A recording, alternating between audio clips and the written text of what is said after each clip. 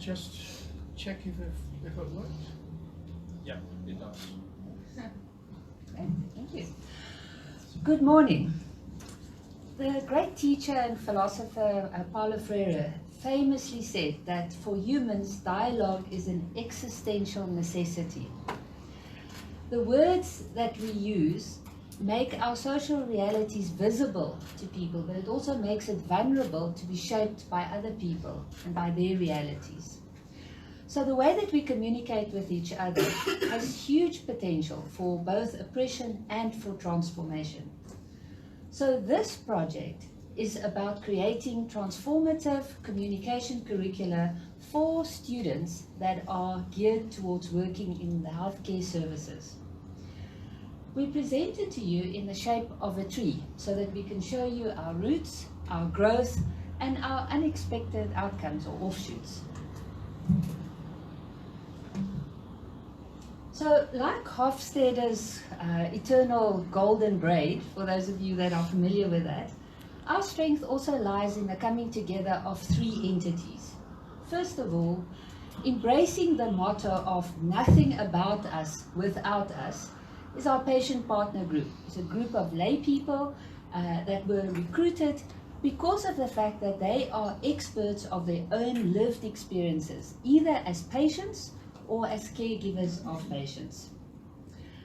Our student perspective was brought by our international as well as local students, ranging from physiotherapy, disability studies, medicine, multimedia studies, social work, and nursing as well. And of course from 4 different universities across 2 different continents. And then lastly, of course, we need some academic expertise, so we had a multidisciplinary, multi-professional team, also from 4 different universities. And then the process started with the recruitment of the patient partners, and then bringing the students, the staff, and the patient partners, or experts by experience, together. The next step was developing a curriculum around communication and propose policy changes on working with the experts by experience. And then the patient partners started recruiting new patient partners in the community, so then the cycle starts over again. And this whole project is set in 3 global developments. The shift in paradigm on user involvement, a shift in paradigm on super diversity, and a shift in paradigm on professional practice. And our cooperation meant wrestling with practical and theoretical issues and to give water to the roots of the tree.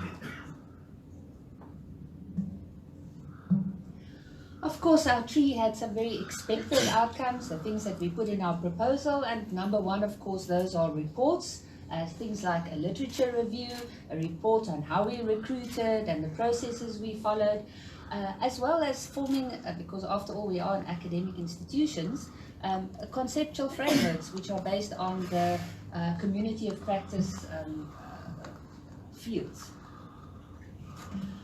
We also produced incredible curricula. Apart from the fact that we had 2 freestanding modules, we prepared a multi-purpose workshop on diversity, which we've already presented in 13 different settings to different disciplines of students and staff. We made content that were embedded in 8 different courses, also across all the different curricula. This content reaches approximately 500 students per year. Again, 4 different disciplines, 4 different universities, 2 different. We also have research outputs that are still ongoing. We have 3 conference presentations already and 3 research projects currently underway, apart from those leading to the qualifications. And the project also led to policy development in all 3 institutions. For example, at Advanced University, the Department of Social Work, there's a policy proposal written at this moment for working with experts by experience on a higher level than we do now.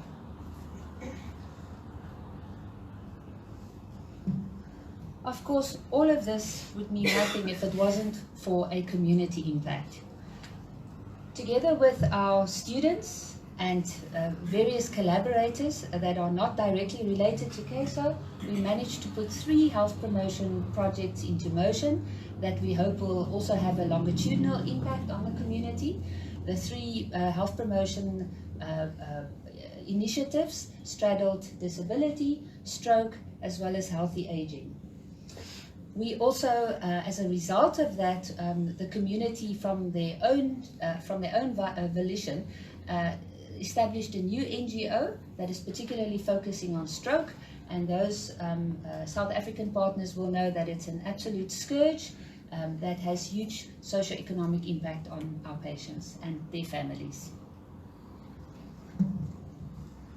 And then of course there's the international student mobility. A total of 17 students were involved in the mobility. That includes the patient partner students who come over to Europe this June. And next to the tangible outcomes, I think our most important outcomes are value-based and have to do with collaboration, the strength of collaborations on different levels. The collaboration between disciplinary silos within institutions, for example, medicine and disability studies at UCT, but also social work and the healthcare department at Avans. Across institutions, and one example is an intensive program that we set up together with Lamke University last January in Finland. And between communities and universities. So what you see here is a picture of our students actually in this very week at Langa Community